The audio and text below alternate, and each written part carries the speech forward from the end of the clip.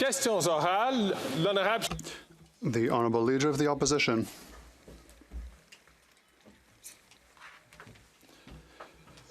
The Prime Minister doubled the cost of housing, and the national debt increased inflation more rapidly than over the past 40 years. Interest rates have increased at record rates. This doesn't only harm Canadians' wallets, but also harms Canadian unity. We've just seen the first budget for an independent Quebec. They justify their budget by saying that the Prime Minister is plunging this country in debt. Does the Prime Minister realize that he's not worth the cost, the financial cost and the divisive cost? The Right Honourable Prime Minister. I'd like to answer to my colleague very shortly, but I would like to express my deepest condolences following the death of 5 Canadians, including 3 children, in Sault Ste. Marie this morning. Tragedy that occurred after intimate partner violence escalated into a shooting rampage at 2 homes. I want to extend my deepest condolences to the grieving families, friends, and loved ones of the victims. Know that you are not alone. The Honourable Leader of the Opposition. Mr. Speaker, we also offer our deepest condolences to all those who have been affected by this tragedy. The Parti Québécois mentioned that they want to reach independence for economic reasons. That is something the party would not have dared during Conservative years because taxes were low, debt was low, taxes were low, inflation was low, and growth was strong. And that is the reason for which this Prime Minister should bring back old politics. This has led to divisiveness in Quebec. Will he recognize that his policies are not worth the cost financially or with regards to the division of this country? The Right Honourable Prime Minister. Mr. Speaker, the official parties are bringing us back to the old days of provincial squabbles, but we will concretely help Canadians with investments in housing, with help for childcare. We will invest in our seniors. We will invest in our workers. We continue to be here to help people so that they can go grocery shop. With better competitivity, we'll continue to anchor ourselves in delivering benefits and opportunities for Canadians while other parties are talking about mere squabbles. The Honourable Leader of the Opposition. Because of the excellent low inflation, low tax, low debt record of the Conservatives, the Separatists were a dead cause not so long ago, but his inflationary policies have brought them back. Prime Minister said it was just inflation when food prices went up, but then there was shrinkflation, smaller sized servings for higher prices, and now we have skimpflation, where food processors, in order to pay the carbon tax, actually strip out the nutritional value of the food. How much health and nutrition will Canadians have to lose before this Prime Minister reverses his plan to quadruple the carbon tax to 61 cents a litre?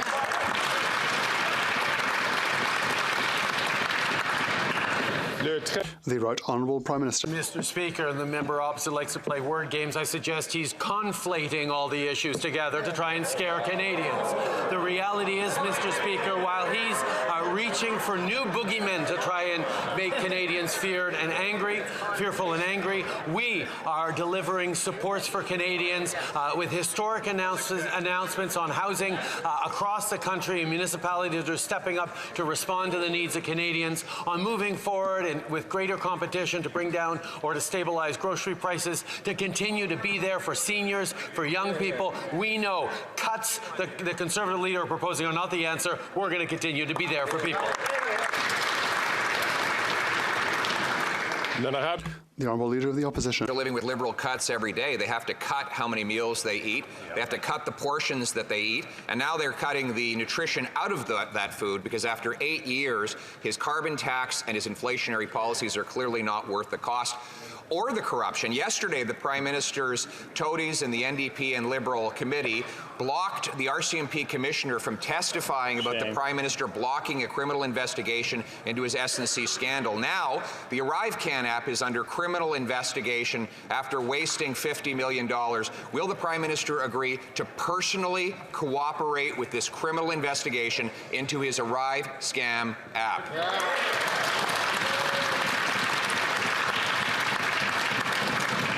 Le très honorable Premier ministre.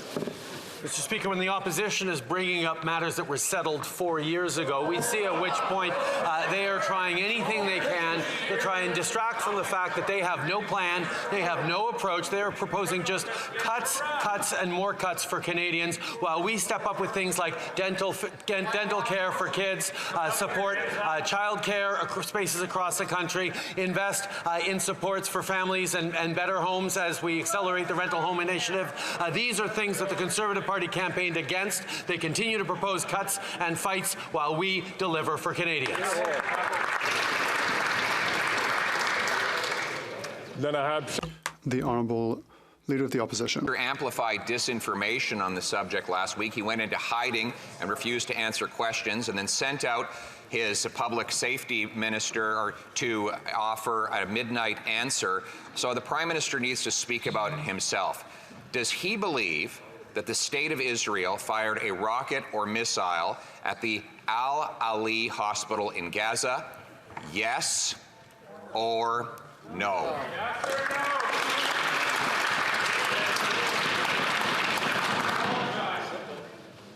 Le très honorable chef de l'opposition. Le très honorable Premier ministre.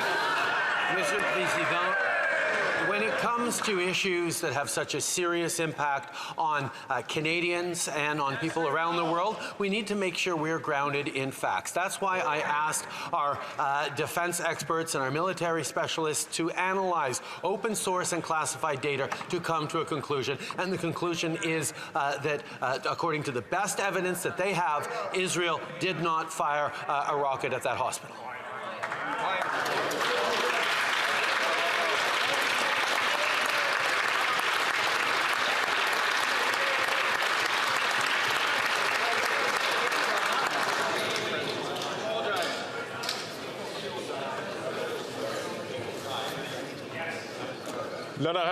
The Honourable Member for Bailleul-Chambly.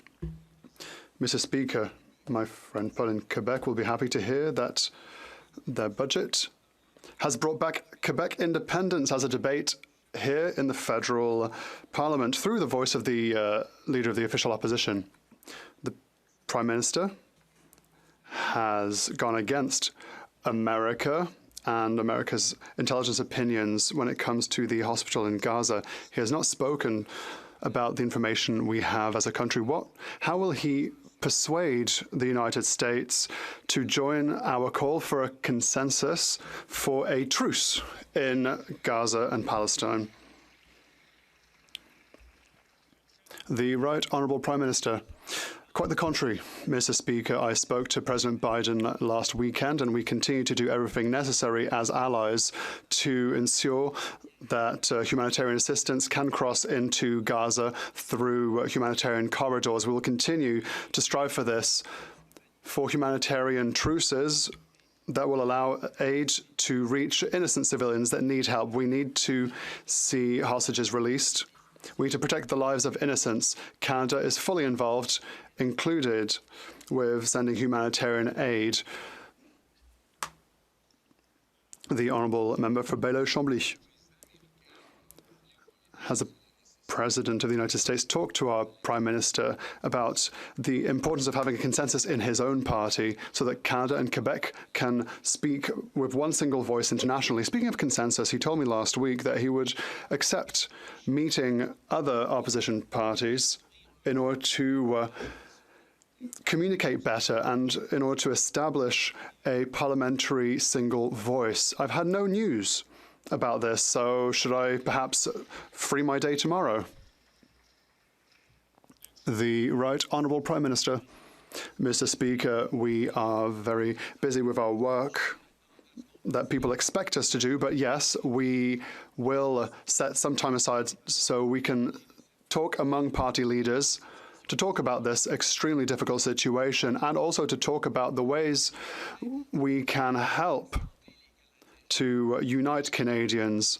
Many people are hurting, many people are angry, many people are feeling various emotions, legitimate emotions and comprehensible emotions, but our role as politicians, as leaders, is to unite Canadians, unite everyone, so that we can reach a consensus, and that's what we will work towards. L'honorable député de Burnaby Sud. Merci. The Bank of Canada interest rates are hurting Canadians. Canadians like John Coughlin, a 76-year-old man who had to sell his home because his mortgage payments went from $1,000 a month to $2,600 a month. And now he's not sure he can find a place that he can afford to rent that's in his budget. Tax incentives to private developers alone will not solve this crisis. So when will the Prime Minister get serious about building homes that people can actually afford? Here, here.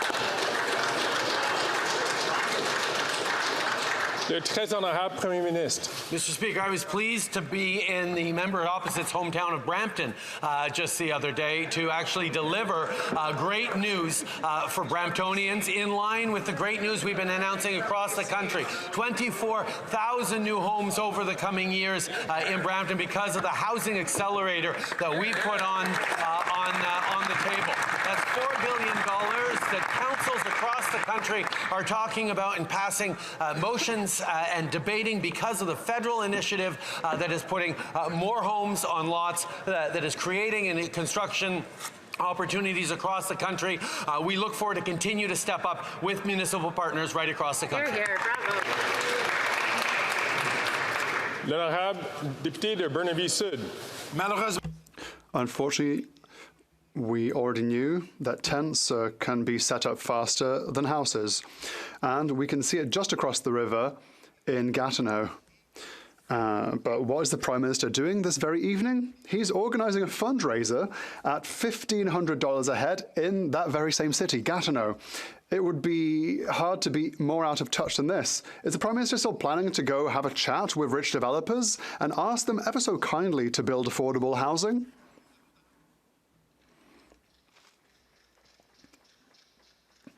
The Right Honourable Prime Minister.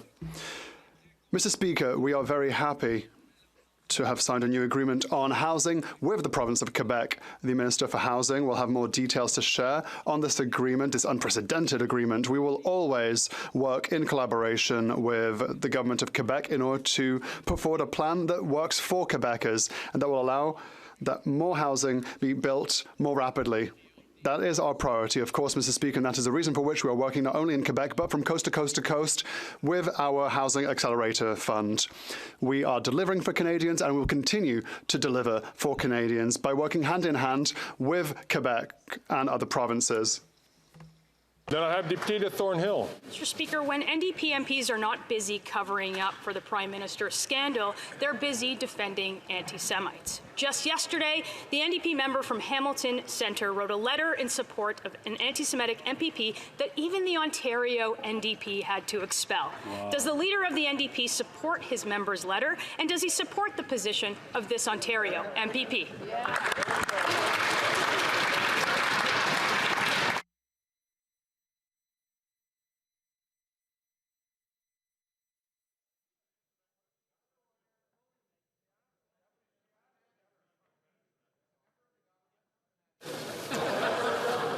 I remind colleagues that a member of an opposition party can't answer the question. The question period.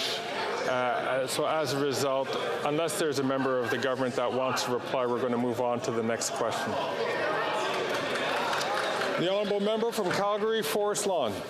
8 years of Liberal NDP incompetence, doubling the national debt, resulting in the most rapid mortgage interest rate hikes in Canadian history, putting Canadians most at risk in the G7 for a mortgage default crisis. Around 70,000 mortgages are renewing every month with a minimum of at least a doubling in interest rate. Expensive photo ops don't help either, like a $4 billion housing photo op that built a whopping 0 homes. I mean, the member from Vancouver Granville probably flipped more homes than that. This Prime Minister is not worth the cost. Will he stop his inflationary deficits and balance the budget so Canadians don't lose their homes?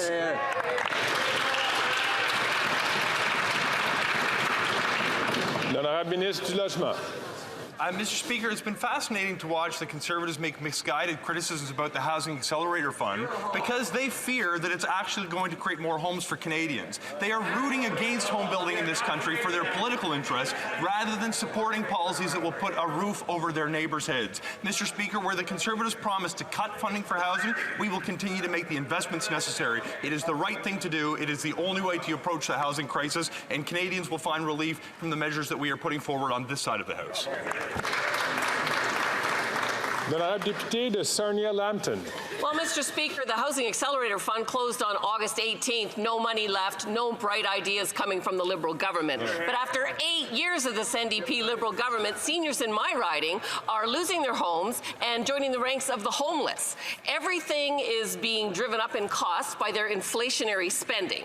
Bloomberg reports over half of Canadians are saying they're worse off this past year. And with winter coming and the carbon tax piling up, people know that this Prime Minister is just not worth the cost. So will they stop their inflationary spending so Canadians can have a roof over their heads? L'honorable ministre du Logement. Mr. Speaker, it's hard to know where to start with the various pieces of misinformation baked into my colleague's question. With respect, she's suggested that that seniors need to have more homes, but her housing plan literally includes zero mention of seniors. She suggested that the Housing Accelerator Fund has no money left in it. I would invite her to tune into an announcement that we will be making in Kelowna tomorrow, Mr. Speaker. We are going to continue to make the investments necessary by reducing the cost of building, investing in the ability of communities to build homes. Where we will make investments, the Conservatives will make cuts. They are simply not worth the risk.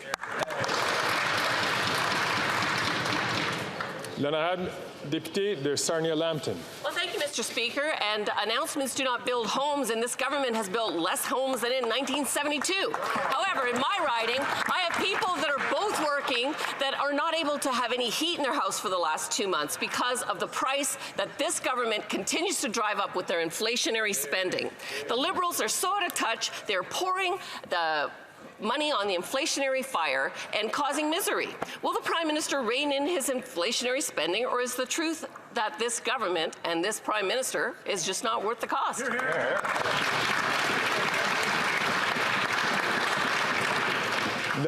L'honorable ministre. Thank you, Mr. Speaker. Just last week, that member from Sarnia-Lambton repeated some myths about EVs here in this House, where she said that they routinely catch on fire and don't work in the winter. Mr. Speaker, I think it's important that we actually stay grounded in the facts, what this government is doing and will continue to do. That includes lifting 2.7 million Canadians out of poverty, which is 650,000 children. It means putting a price on pollution and making sure that we're there for Canadians as the climate crisis persists, and we're there and we have their backs. Thank you, Mr. Speaker. L'honorable député. The Honourable Member for Charleville-Haute-Saint-Charles. Mr. Speaker, an Angus Reid report tells us that half of Canadians are worse off financially than they were a year ago, and that they expect things to get even worse this year. That is the reality after 8 years of this government. Worse still, Mr. Speaker, the Liberals' allies, the Bloc Québécois, are putting on the pressure to radically increase the tax on gas and food. It's getting real expensive to vote Bloc Québécois, Mr. Speaker. Will the Liberals show an iota of compassion and commit not to raise the carbon tax, as requested by the Bloc Québécois?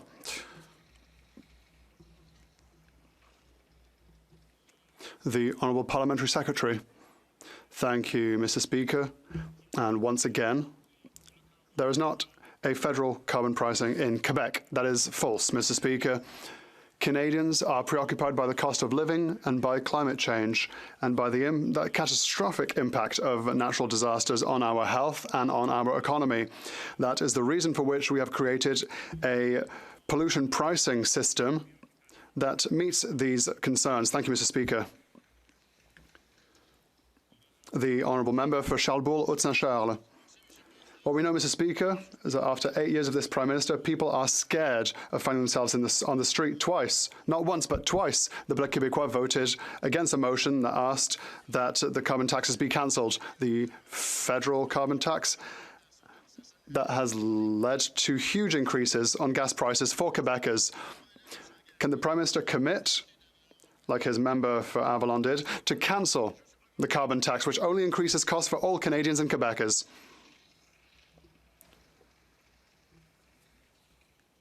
The Honourable Parliamentary Secretary. Thank you, Mr. Speaker. And incredibly so, I have to repeat myself, there is no carbon pricing federally in Quebec. Conservatives campaigned on a program that included a standard on clean fuel, almost identical to that proposed by our government, but now, all of a sudden, they're against it. This attitude is not only hypocritical, it shows us that we cannot trust them when it comes to them respecting their claims for climate action. Thank you, Mr. Speaker. The Honourable Member for Terrebonne. Mr. Speaker, there must be a limit to the federal government's inflexibility. 250,000 businesses could go bankrupt as early as 2024 if the federal government does not postpone repayment of the emergency account loans. 250,000 bankruptcies and countless job losses. There's not another government in the world that would have gone along with that. That is the reason for which all the premiers of Quebec and other provinces demanded on Friday that the repayment of the emergency account be postponed for a year, with no loss of subsidies, of course. Will this government finally offer flexibility to our businesses?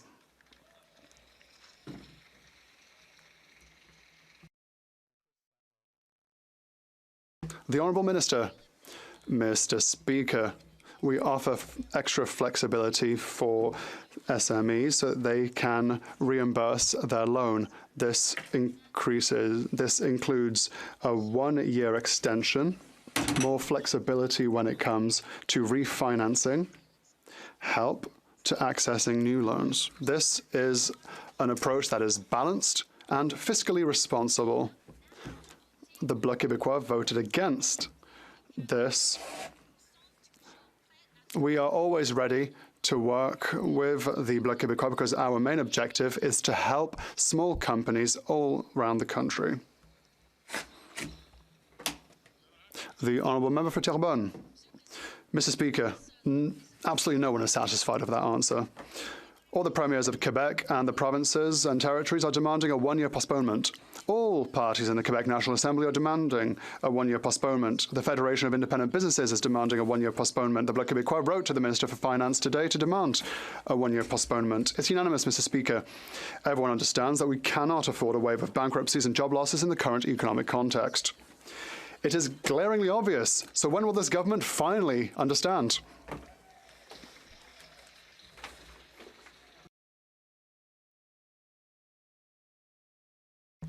The Honourable Minister. Thank you, Mr. Speaker. I'd like to thank my colleague for her question. And as she knows full well, Quebec's economy is 99% SMEs. We know that the global crisis is difficult to live through, and that is exactly why we've implemented extra flexible extensions for this emergency loan. But, Mr. Speaker, we were here, we will be here, and we will be here for SMEs. Last Friday, I was in Bromont to offer financing to a company that will create new jobs, help them for growth, because in Quebec, Economic Development Canada helps many businesses with 1,300 projects over the past year. The Honourable Member for Berthier-Masquinongé. Mr. Speaker, in amongst the 250,000 SMEs threatened with closure are the farms of our country. They are already on the brink with high interest rates, the price of fuel, climate change ravaging crops, and so on. If the federal government adds to their woes with this emergency account affair, it will push them into bankruptcy. The government must defer repayment of the emergency account loans by a year. That is the kind of flexibility our farmers and producers need. Will the government finally do what everyone is asking it to do?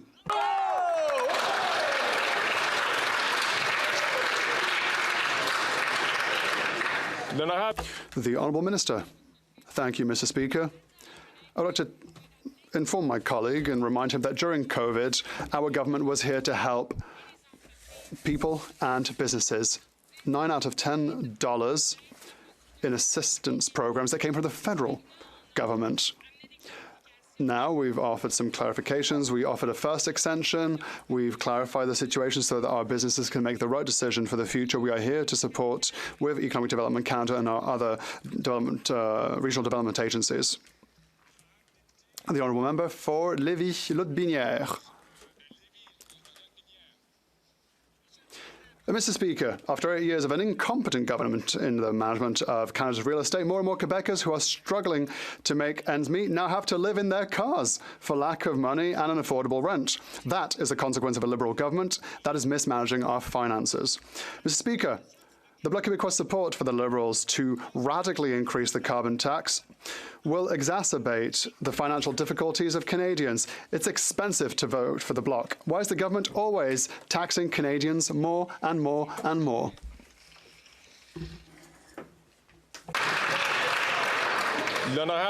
The Honourable Parliamentary Secretary. Thank you, Mr. Speaker. I'd like to remind my colleague that inflation has gone down once again here in Canada. But if he wants to talk about taxes, if he wants to talk about fiscal measures, twice, not once, but twice, our federal government reduced taxes for the middle class.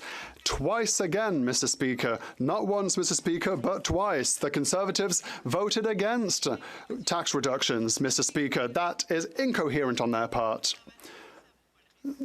Conservatives are not worth the risk, Mr. Speaker. The Honourable Member for Lévis-Lotbinière. Well, Mr. Speaker, Quebec is the provinces most affected by inflation in Canada for the 4th month in a row, and the Bloc still supports a radical increase in the Liberal government's second carbon tax. It's expensive to vote for the Bloc Québécois, especially when you end up living in your car. Mr. Speaker, after 8 long years of Liberal mismanagement backed by the NDP and now by the Bloc Québécois, Quebecers want a chance to choose a new Prime Minister. When will we bring back common sense to this country?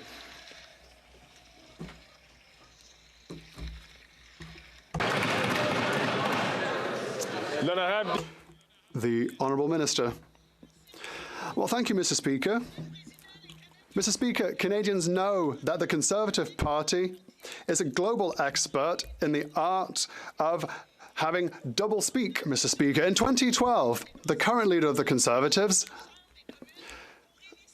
tried to eviscerate the Act on Waterways by claiming that this wouldn't harm the environment. We know exactly what's happening with greenhouse gas and its effect on the environment. So, Mr. Speaker, we have no lessons to learn from a party that is the expert in double speak, Mr. Speaker.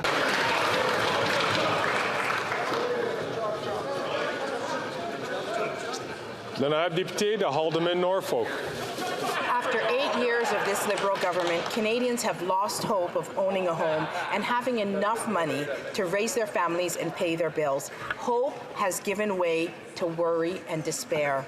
A new Angus Reid survey reveals that almost 80% of Canadians are worried about rising mortgage interest rates. Wow. This Prime Minister is just not worth the cost. Right. When will this NDP Liberal government end their inflationary spending so that Canadians can fix the housing market? Yeah,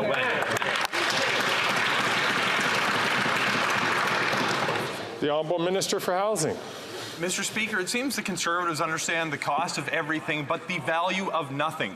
We continue to make the investments necessary to build homes for Canadians, which they decry as inflationary spending. They oppose spending on affordable housing. They oppose investments that are going to change the way that cities build homes. When we cut taxes to make it cheaper to build homes for Canadians, they propose to put them back on. Mr. Speaker, Canadians have 2 very clear choices: to make the investments necessary to address the housing crisis, or to cut. I know where I stand, Mr. Speaker. They are not worth the risk. We will make the investments necessary.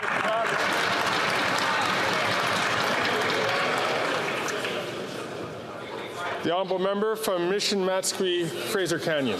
Mr. Speaker, this Prime Minister is not worth the cost. After 8 years of this NDP Liberal government, small businesses are struggling to survive. Increased payroll taxes, a punishing carbon tax, red tape, and labor shortages are crushing them. It's no wonder that Restaurants Canada reports 1/3 of restaurants are operating at a loss. Wow. Will this government stop their attack on restaurants, rein in inflationary spending, and end the punishing tax hikes so restaurants can keep their doors open? L'honorable Ministre. Mr. Speaker, speaking about entrepreneurs, I'd like to thank my honourable colleague for joining me in attending events for programs our government has funded, which Conservative colleagues have voted against. He was able to see the real-life, tangible examples of success stories. Our government believes in empowering young entrepreneurs and has committed nearly $60 million to Futurepreneur, who provides loans, mentorship, and education to Canadian entrepreneurs aged 18 to 39. Now that my honourable colleague has witnessed the benefits of our investment, perhaps he and the Conservatives can stop voting against supports for young entrepreneurs, which will take Canada backwards.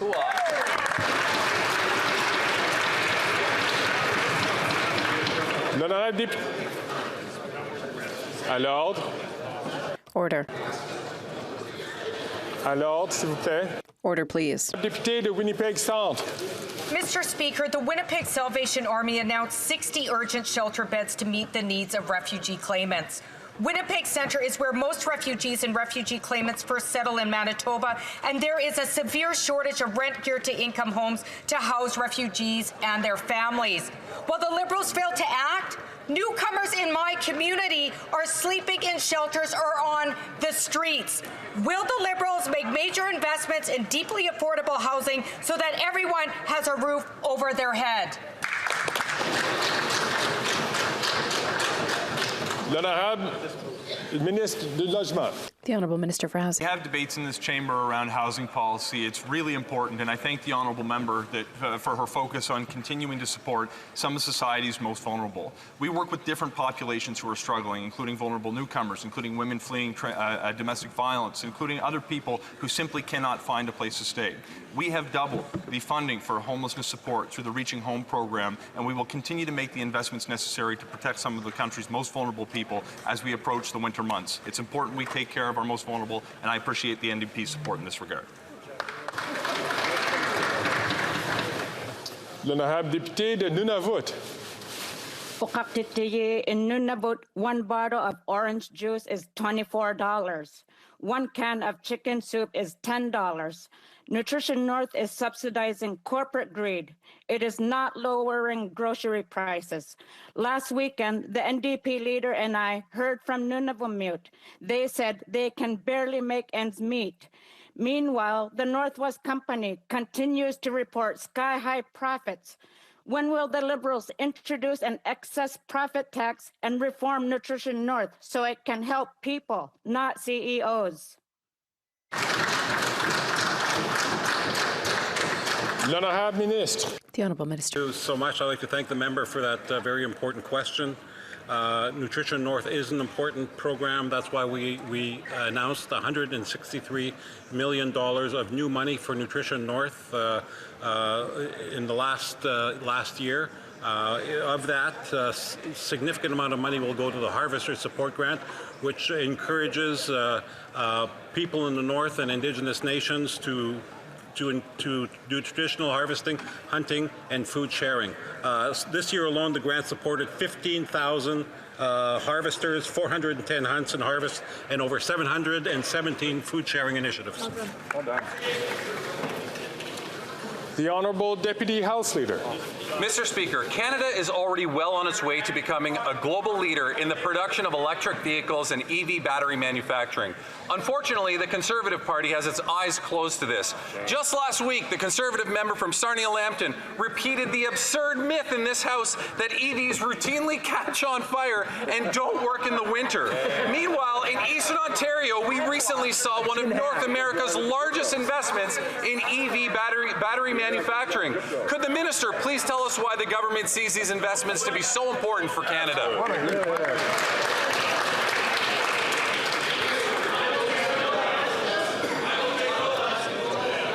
I'll take no lessons from Mark Garrison.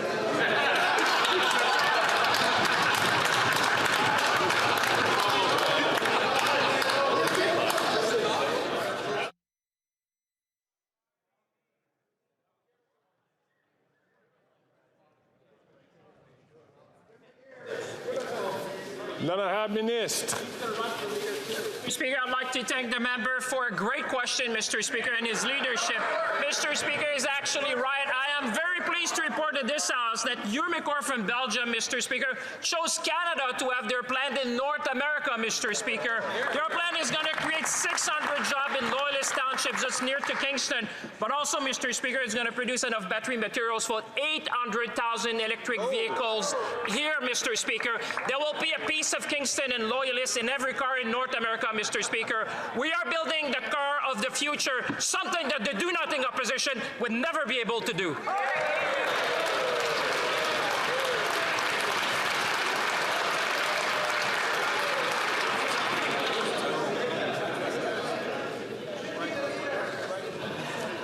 L'honorable député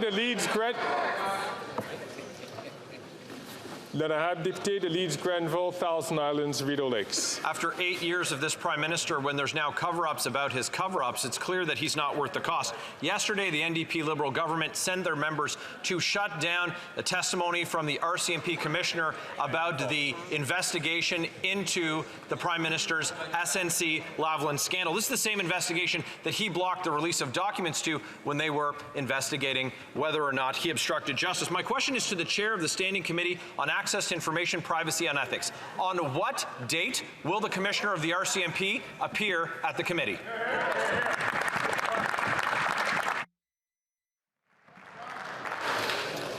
L'honorable président du comité, le député de Barrie Innisfil. Mr. Speaker, I can't begin to tell you my profound disappointment in the fact that the NDP Liberal coalition chose to shut down and adjourn the meeting before it happened. I can assure you, Mr. Speaker, that proper notice was given. In fact, I emailed the vice chairs of the committee as well as other committee members 72 hours before the meeting occurred. Now, I took advantage in my position as chair to invite the RCMP, given the latest information that had been released. Public Safety Minister suggested that if we had any questions to the RCMP, that we pose it to them. I took that opportunity. I can't tell the member when the next opportunity will be, but I hope it's soon, Mr. Speaker.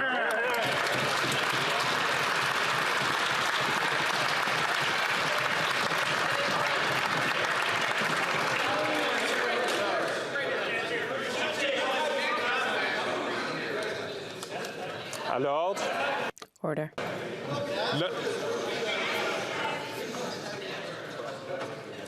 L'honorable député de Leeds Grenville, Thousand Islands, Rideau Lakes. Well, I hope they were paying attention, Mr. Speaker. That's the first time we've had a question actually answered in this House in 8 years. The Prime Minister and the Public Safety Minister both said that the RCMP Commissioner was the one to answer questions, and he was sitting at the table yesterday, and they adjourned the meeting as part of their ongoing cover-up. They blocked it just like the Prime Minister blocking the release of those documents into the criminal investigation that was concerning him. After 8 years of this Prime Minister and his detrimental effect on our democratic institutions, it's clear he's not worth the cost. To the leader of the NDP, is protecting the Prime Minister from criminal investigations part of their coalition deal?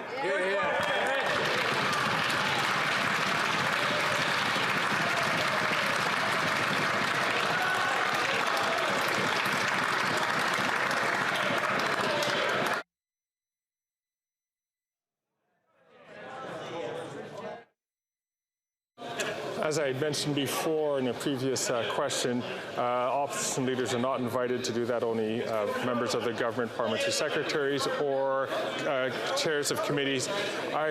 If there is a minister who would like to answer this question, I recognize the Honourable Minister. Thank you, Mr. Speaker. As the member well knows, committees are in charge of their own business and they make those decisions themselves.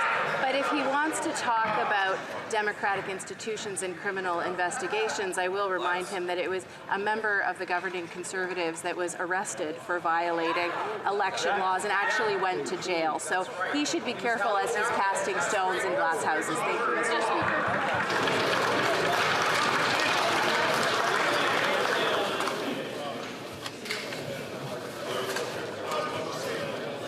Colleagues, I would appreciate if you give your attention to the next speaker who is being recognized by the Speaker, the member from Calgary-Mindapore. Damning new information revealed today shows that Arrive Can contractors submitted receipts to the government for a company that doesn't even exist. Wow. This investigation already includes allegations of identity theft, forged resumes, contractual theft, fraudulent billing, price fixing, and collusion in the creation of the $54 million Arrive Can app. How much worse can this boondoggle get? Simple question, which Liberal insiders got rich? Who got rich?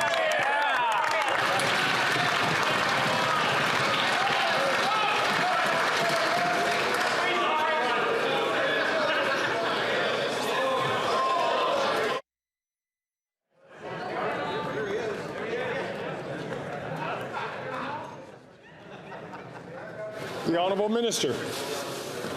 Mr. Speaker, as colleagues know very well, we expect public servants at all times to follow the appropriate Treasury Board contracting practices. My colleague will know in this case the Border Services Agency, as part of their internal audit, uncovered information that they then subsequently referred to the appropriate police authorities. And Mr. Speaker, that's exactly what has to happen in these cases, and we should let the RCMP do whatever work they think is appropriate in this concerning circumstance. Absolutely. L'honorable député de Mégantic-l'Érable.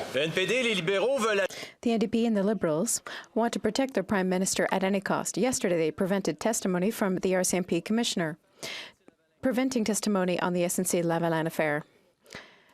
I was deeply disappointed to see the Bloc Québécois vote in favor of protecting the RCMP. The RCMP was investigating obstruction of justice and problems with SNC-Lavalin.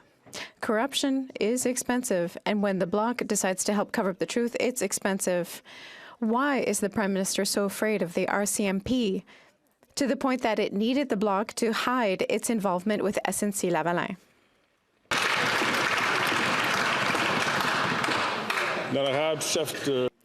The Honourable Government House Leader. As my honourable colleague knows full well, committees make their own decisions. That has always been the case, and I hope my colleague will acknowledge that that is how it works. L'honorable député de Saint-Hyacinthe-Bagotte. Quebecers are proud of their aerospace industry, and Bombardier in particular. Over the years, Bombardier has developed extraordinary expertise, making Joseph Armand's company a key international player in aircraft construction. But when the time came for Ottawa to renew its Aurora Maritime Patrol aircraft without a call for tender, they turned to the Americans, rejecting Quebec's expertise out of hand. Why didn't Ottawa issue a call for tender to renew its Aurora fleet? L'honorable ministre. The Honourable Minister. Merci, Monsieur le Président, et merci à mon collègue de me... Thank you, Mr. Speaker, and thank you to my colleague for allowing me to talk about the importance of aeronautics. In Quebec, we are very proud.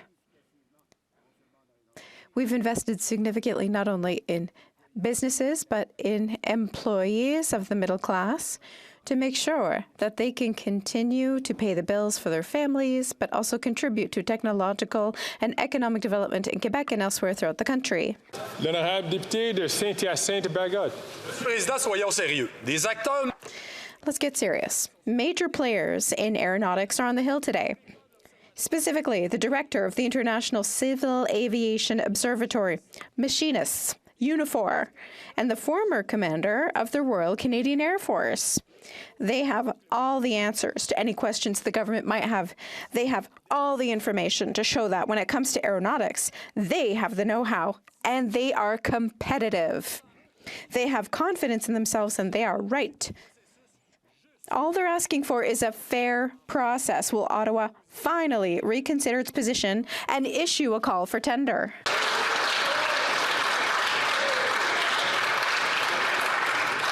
L'honorable ministre. The Honourable Minister. Merci, Monsieur le Président, et merci à nouveau. Thank you, Mr. Speaker, and thank you to our colleagues who give us the opportunity to talk about how important it is to invest not only in aeronautics in Quebec, but throughout the whole country. We know that Bombardier is an exceptional and important partner in the aeronautics sector throughout the country. including General Dynamics here in Ottawa. They make a significant difference in technological capacity, and they support the technological needs of our army. Mr. Speaker, silence and shutdown. This is what this NDP Liberal cover-up coalition did yesterday when the RCMP commissioner was shamefully denied any opportunity to give evidence in relation to the Prime Minister's criminal investigation.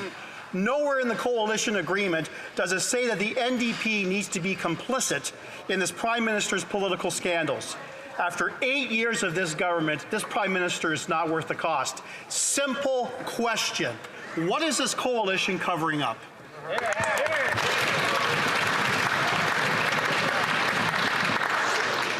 Mr. Speaker, the RCMP have been very clear in this matter. There is no criminal investigation. They have closed the case. That is the independent decision taken by Canada's National Police Force, and the Commissioner, in his public comments yesterday, said he was very comfortable with that decision. L'honorable député de Foothills. After 8 years, farm families know that this Prime Minister is not worth the cost.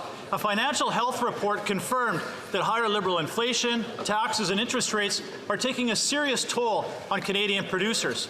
Their net farm incomes are down 8%, but expenses are up 21%, the highest jump in 50 years. Well, since the last tax and spend Trudeau government.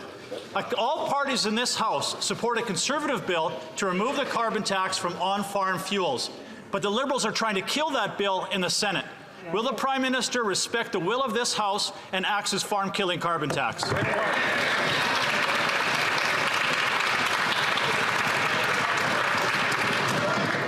L'honorable ministre. Thank you very much, Mr. Speaker, and I appreciate my honourable colleague's concern, but the fact is, if we do not deal with the environment, we cannot do anything about the prices, any prices in agriculture. Quite simply, we got an opposition party that does not feel the climate change is an issue. We on this side, and this government, feel climate change is an issue, and we will continue to fight climate change because the disasters that happen right across the country add to the cost of food from one end of the country to the other. Thank you, Mr. Speaker. L'honorable député de Foothills. The number one concern for Canadian farm families are Liberal regulations and carbon taxes. The Canadian Federation of Independent Business surveyed their members, and they asked for their top 3 priorities. Number 1, reduce the regulatory and red tape burden. Number 2, reduce the overall tax burden. Number 3, 66% said their number 1 priority is to pass a Conservative bill to remove the carbon tax from on-farm fuels. After 8 years of this Prime Minister disrespecting this House and ignoring farmers, he's not worth the cost. Why is the Prime Minister working so hard to bankrupt farmers and disrespect this House? Why will he not axe his carbon tax?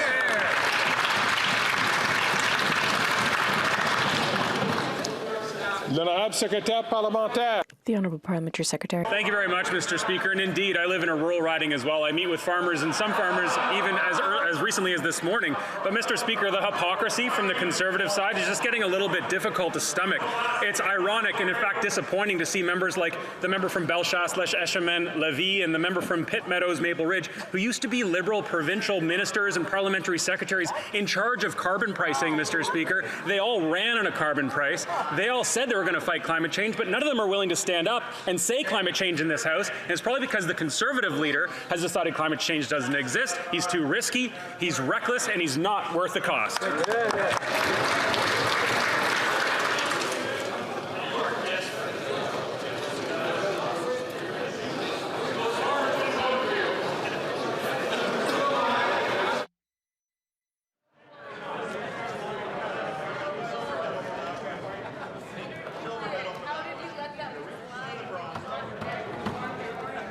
L'honorable député de Calgary Skyview.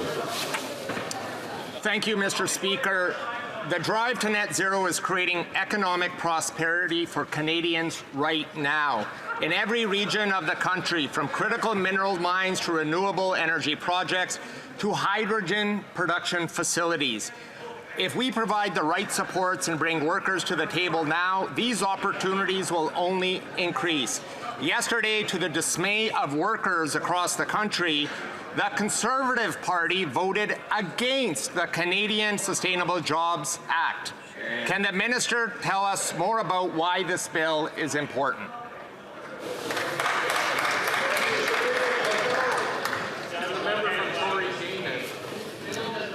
L'honorable ministre. Speaker, I want to thank my friend and Alberta colleague, the MP for Calgary Skyview, for his strong advocacy. Workers are at the heart of Canada's prosperity, and the Canadian Sustainable Jobs Act will ensure that together we can grow the economy and create good, middle-class, sustainable jobs in Alberta and across the country. While we engage workers through this legislation, the Conservatives are doing everything they can to stop workers from being at the table.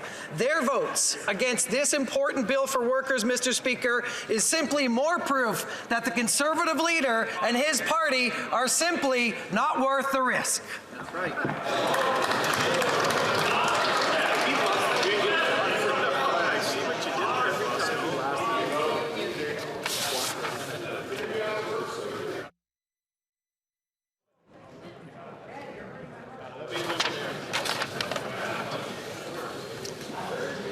L'honorable député de Lambton-Kent-Middlesex.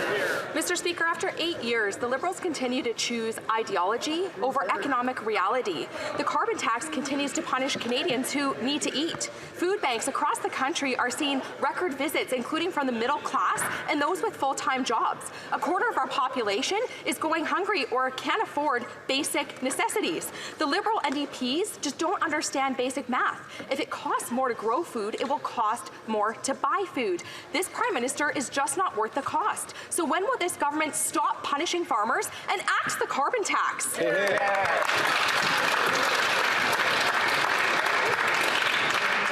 L'honorable ministre. Mr. Speaker, I'd like to press pause on the rhetoric here and focus on what's important, and that's Canadian families. On this side of the House, we worry about Canadian families, and we are here for Canadian families, helping them balance their budgets, particularly in tough economic times. How do we do this? We've reached 3.5 million Canadian families and over 6 million children with the Canada Child Benefit, let alone building a national daycare program, Mr. Speaker. We're here for Canadian families. L'honorable député de South Shore St. Margaret's. After 8 years of this NDP Liberal government, Nova Scotians are having to choose between heating and eating. A senior on a fixed income in my community told me last year at the beginning of winter it cost $850 to fill his home heating tank. This year, with the new Nova Scotia carbon tax put on by this government, it cost him an astounding $1,800. This Prime Minister is not worth the cost. It's time to keep the heat on and take the taxes off. So when will this government, these Liberals, axe the carbon tax so Nova Scotians can afford to heat their homes? L'honorable ministre. Mr. Speaker, my honourable colleague knows very well that the program he's referring to puts a price on pollution and puts more money in the pockets of Canadian families. He's now proposing to take it away so he can make pollution free again. But on the issue of affordability for seniors, Mr. Speaker, I agree that seniors need help. That's why we raised the old age security for people over 75. That's why we restored the age of eligibility from 67 to 65. That's why we increased the guaranteed income supplement for low-income single seniors by $947. Mr. Speaker, one of the things that those measures have in common is the Conservatives opposed every one of them.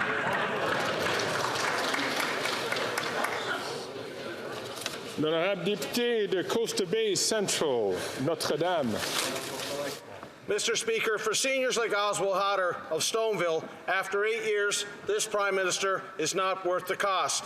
Oswald recently filled his oil tank for the first time since this Liberal NDP coalition imposed carbon tax on Atlantic Canadian heating fuel. He was shocked to see $119 in carbon tax on enough fuel to heat his home for just 1 month. Will this Prime Minister Will this Prime Minister leave Atlantic Canadians, let them be warm, and stop persecuting and bring them out of the cold? Yeah.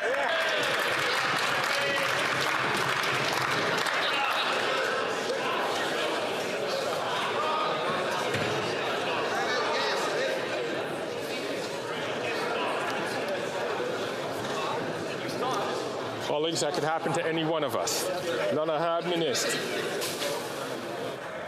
Thank you, Mr. Speaker, and thank you for the opportunity to once again refer to the consumers distributing catalog of Greenie products that the other side of the House would have brought up if they had been allowed the opportunity and their support for a carbon tax in their last platform, Mr. Speaker. Who knows what they would have put in this catalog, what Conservative staples, unicycles, porterhouse steaks, Chateaubriand, gift certificates for the Savoy Hotel. We don't know, Mr. Speaker.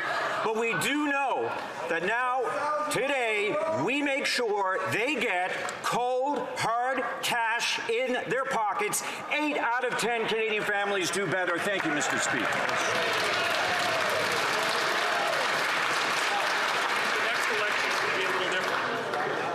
L'honorable député d'Etobicoke Centre. Mr. Speaker, the relationship between Canada and Ukraine is a sacred one. Canada was the first Western nation to recognize Ukraine's independence in 1991. Since Russia's further invasion of Ukraine in 2022, Canada has been a global leader in supporting Ukraine. And today, we're continuing to build that relationship here in this House as we debate the modernized Canada-Ukraine Free Trade Agreement.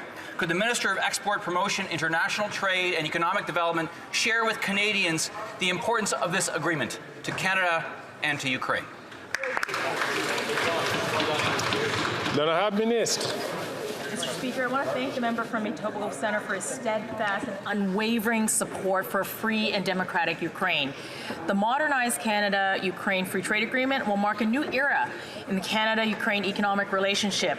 It's fundamental for Canadian businesses and exporters to participate in Ukraine's economic reconstruction when they win the war and recover from Russia's illegal and unjustified invasion. Canada has stood with Ukraine from its first days as a nation, and we will continue to be there with whatever it takes for as long as it takes. Thank you, Mr. Speaker. The Honourable Member for Rosemont-le-Petit-Patrie. Monsieur le Président, 360 travailleurs. Mr. Speaker, 360 workers of the St. Lawrence Seaway Management Corporation are on strike. With the rising cost of living, they're demanding fair wages. In the past, Liberals, like the Conservatives, have trampled on workers' rights. I'm sorry to interrupt the member, but we are adjusting the sound here in the House of Commons. I will ask the member to restart once I have assurance that the technical issues are resolved.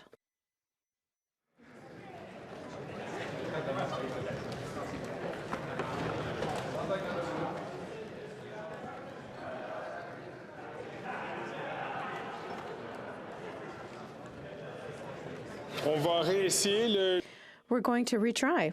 The Honourable Member for Rosemont-le-Petit-Patrie from the top, please. Merci. Monsieur le Président, 360 travailleurs. Mr. Speaker, 360 workers of the St. Lawrence Seaway Management Corporation are on strike. With the rising cost of living, they're demanding fair wages. In the past, Liberals, like Conservatives, trampled on workers' rights by imposing special legislation. The NDP is clear. These workers have the right to fight for better working conditions. Can the Prime Minister assure us today, now, that he will not trample their rights by imposing special legislation? L'honorable ministre. The Honourable Minister. Monsieur le Président, Monsieur le Président, let me assure this House that this side of the House believes strongly in collective bargaining. We believe that the best deals are reached at the collective bargaining table. We are working with both sides right now to bring an end to this as quickly as possible. We believe that the hard work must be done by the employer and by the union, and those deals that are made at the table are the most resilient and longest lasting. Thank you very much. L'honorable député de Cowichan-Malahat-Langford. Mr. Speaker, over 165,000 Canadians suffer from traumatic brain injuries every year. Brain injury patients are often shoved into expensive private care or left to fend for themselves.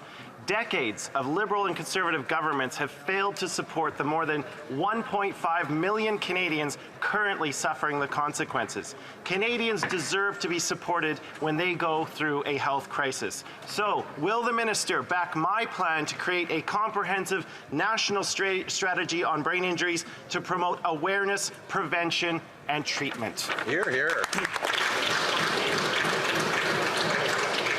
L'honorable ministre de la Santé.